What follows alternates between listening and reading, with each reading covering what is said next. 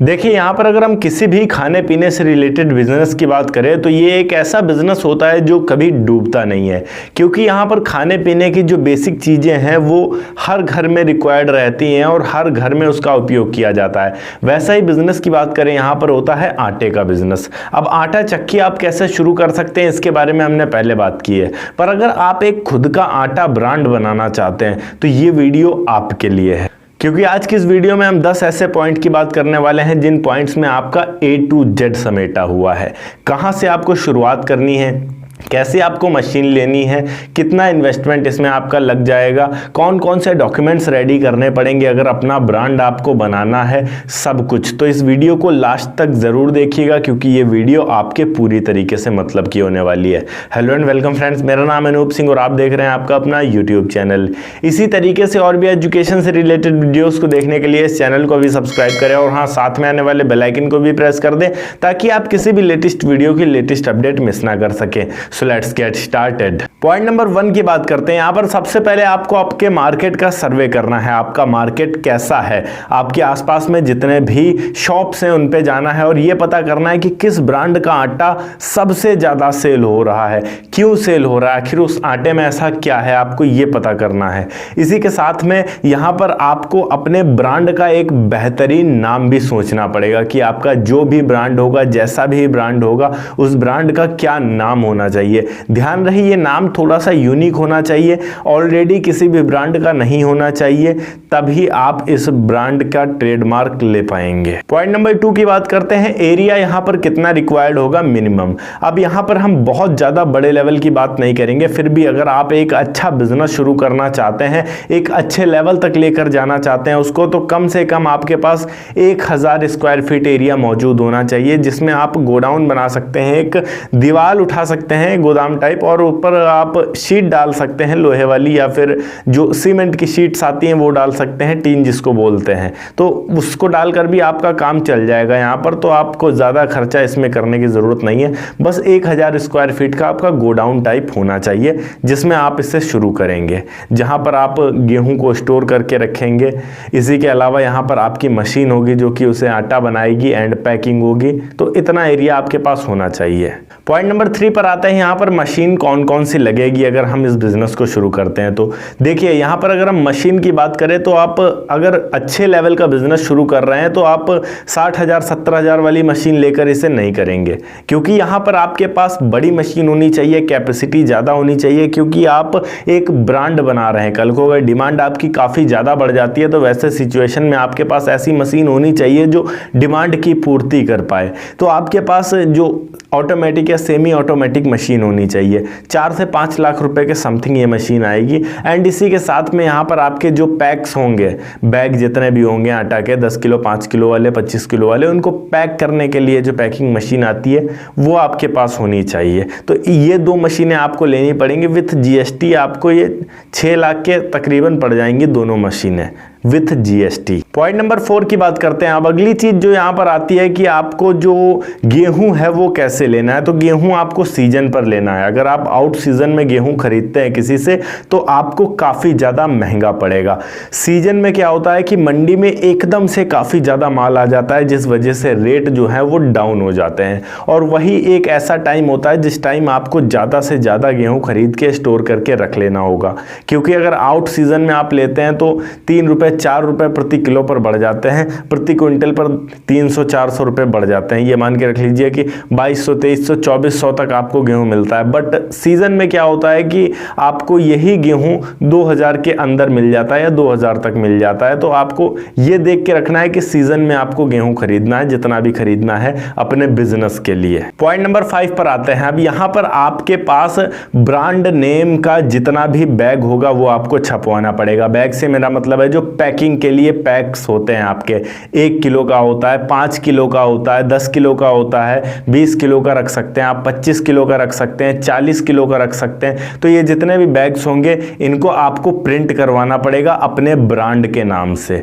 उस पर आपका ब्रांड बड़ा बड़ा मेंशन होना चाहिए विथ फूड लाइसेंस का जो नंबर होगा। वीडियो में डिटेल में आपको पता चलेगी कि कैसे क्या आपको मिलने वाला है। तो वो सारी की सारी डिटेल्स आपको एकत्र करके बैग छपवानी पड़ेंगी। बहुत सारे आपके एरिया में प्रिंटिंग वाले मिल जाएंगे जो आपको ये बोरियां तैयार करके, बैग तैयार करके दे देंगे इजीली। अभी पॉइंट नंबर 6 पर आते हैं कि क्या क्या लेना पड़ेगा एज अ डॉक्यूमेंट अगर हम इस बिजनेस को शुरू करते हैं। तो डॉक्यूमेंट के तौर पर सबसे पहले तो यहाँ पर आपका जो भी ब्रांड है उसका ट्रेडमार्क आपके पास होना चाहिए। ट्रेडमार्क से मतलब है उसका लोगो वगैरह, जो नेम वगैरह है वो आप अपने अधिकार में ले लेंगे। उसके बाद आपके ब्रांड के नाम से कोई और दूसरा बंदा ब्रांड नहीं चालू कर सकता है, क्योंकि अगर आपका ब्रांड कल को पॉपुलर हो जाता है और आप ट्रेडमार्क नहीं लेते हैं तो किसी और बंदे ने अगर शुरू कर दिया तो वैसे सिचुएशन में आपके लिए नुकसानदायक हो जाएगा। तो आपको पहले ट्रेडमार्क लेना है। दूसरे नंबर पर यहाँ पर आपको फूड लाइसेंस लेना पड़ेगा। अब अगर आपका टर्नओवर यहाँ पर जो ईयरली होगा वो 12 लाख से लेकर 20 करोड़ के बीच में रहेगा, इतना ही रहेगा, समथिंग 12 से 20 करोड़ के बीच में ही रहेगा या अंदर ही रहेगा, तो वैसे सिचुएशन में आपको यहाँ पर स्टेट फूड लाइसेंस जो होता है उसके लिए अप्लाई करना पड़ेगा। और फूड लाइसेंस आप कैसे ले सकते हैं उसकी वीडियो ऑलरेडी आपको चैनल पर मिल जाएगी। इसी के अलावा यहाँ पर अगर हम बात करें, अगला जो है वो आपको गुमास्ता लाइसेंस लेना पड़ेगा। अपने बिजनेस के बारे में आपको गवर्नमेंट को बताना पड़ेगा, जिसे शॉप एंड एस्टेब्लिशमेंट भी कहते हैं। तो गुमास्ता लाइसेंस आपके पास होना चाहिए, मस्ट इंपॉर्टेंट है। इसी के साथ में यहाँ पर आपके पास जीएसटी नंबर होना चाहिए। इतने लाइसेंसेस आपको लेने पड़ेंगे, इतने डॉक्यूमेंट्स कंप्लीट करने पड़ेंगे अपने बिजनेस को शुरू करने से पहले, ताकि आगे चलकर आपको किसी भी प्रकार की कोई भी समस्या ना हो सके।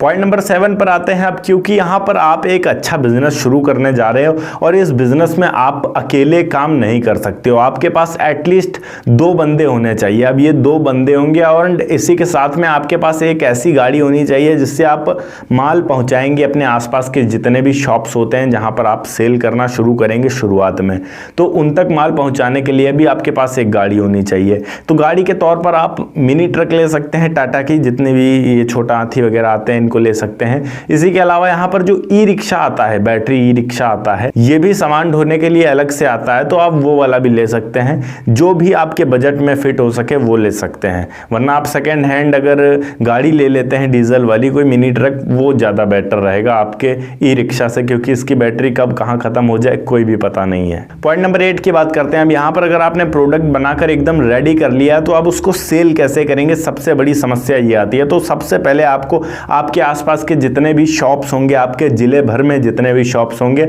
उन तक जाना है और उनसे बात करना है कि आप जिस भी ब्रांड का आटा बेचते हैं, एक बार हमारा ब्रांड का जो आटा है उसे ट्राई करके देखिए, सेल करके देखिए। एंड आपके आसपास में जितने भी एरिया है वहां आपको बैनर्स लगवाने पड़ेंगे, प्रचार करना पड़ेगा। पहले अपना घर संभालना पड़ेगा, उसके बाद आप अपने जिले के बाहर अपने ब्रांड के प्रोडक्ट को सेल करने की कोशिश करिए। मेन चीज होता है, अगर आपके पैर आपके घर में नहीं जम पाए हैं तो बाहर कहीं भी नहीं जम पाएंगे।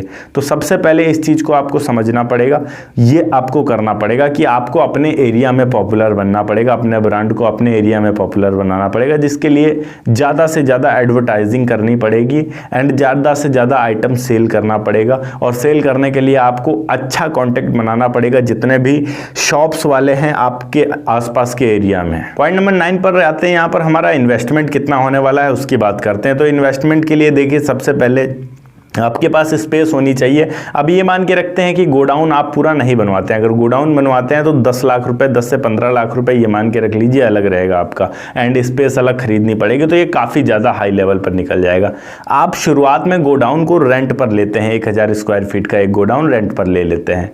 मशीन आपको लेनी पड़ेगी, 6 लाख की समथिंग पड़ जाएगी। एंड यहाँ पर इसी के साथ में आपको एक मिनी ट्रक लेना पड़ेगा एंड जो लेबर रखने पड़ेंगे। कुल मिलाकर शुरुआत करने की बात करें तो 15 लाख रुपए समथिंग आपके इन्वेस्ट होंगे शुरुआती तौर पर, अगर आप खुद का आटे का अपना एक ब्रांड बनाना चाहते हैं तब। पॉइंट नंबर 10 की बात करते हैं। अब इसमें हम कमा कितना सकते हैं, अर्निंग कितनी होगी। तो देखिए, गेहूं जो आप खरीदते हैं वो आपको समथिंग 2000 रुपये प्रति क्विंटल मिलेगी। एंड जब 2000 रुपये प्रति क्विंटल गेहूं आप लेते हैं, उसको आपको आटा बनाकर बेचना होगा। आप आटा बनाकर बेचें अगर, तो आटे की कीमत यहाँ पर 30 रुपये प्रति किलो आज के समय में रहती है। 1 क्विंटल का आपका बनता है यहाँ पर 3000 रुपये। ये मान के रख लीजिए कि 1 किलो गेहूं को पीस कर विथ पैक करने तक लेकर यहाँ पर जितना भी खर्चा आता है 5 रुपए आ जाता है समथिंग सब कुछ। और बड़े लेवल पर इसे करते हैं, जैसे 1 क्विंटल को आपने 2000 में लिया और 500 रुपए उसे प्रोसेस करके पैक करने का खर्चा आया। अब उसे आगे आप जब सेल करते हैं तो 500 रुपए आपको बचते हैं 1 क्विंटल पर। और इस हिसाब से अगर आप दिन में केवल 10 क्विंटल माल भी सेल कर रहे हैं तो आपकी यहाँ पर जो अर्निंग होगी, जो प्रॉफिट बचेगा वो होगा 5000 रुपए। और जब आपका ब्रांड एक बार काफी ज्यादा पॉपुलर हो जाएगा तो एक दिन में 10 क्विंटल ही क्यों आप सेल करेंगे। हो सकता है कि ऐसा टाइम भी आए कि एक एक दिन में आपको 100-100 क्विंटल सेल करना हो और आप 100-100 क्विंटल एक दिन में सेल करें, तो उसी अकॉर्डिंग आपकी अर्निंग भी होती रहेगी। शुरुआत हमेशा मुश्किल होती है, पर एक समय के बाद जितनी भी मुश्किलें आपने झेली हैं उन सब का फल आपको मिलना शुरू होता है। तो शुरुआत करने से कभी मत घबराइए। ओके गाइस, ये थी एक छोटी वीडियो कि किस तरीके से आप अपना खुद का आटे का ब्रांड शुरू कर सकते हैं। अगर वीडियो अच्छी लगी हो तो वीडियो को लाइक करके चैनल को सब्सक्राइब जरूर कर दीजिएगा। मैं मिलता हूं आपको नेक्स्ट वीडियो में एक नए टॉपिक के साथ। तब तक के लिए जय हिंद, वंदे मातरम।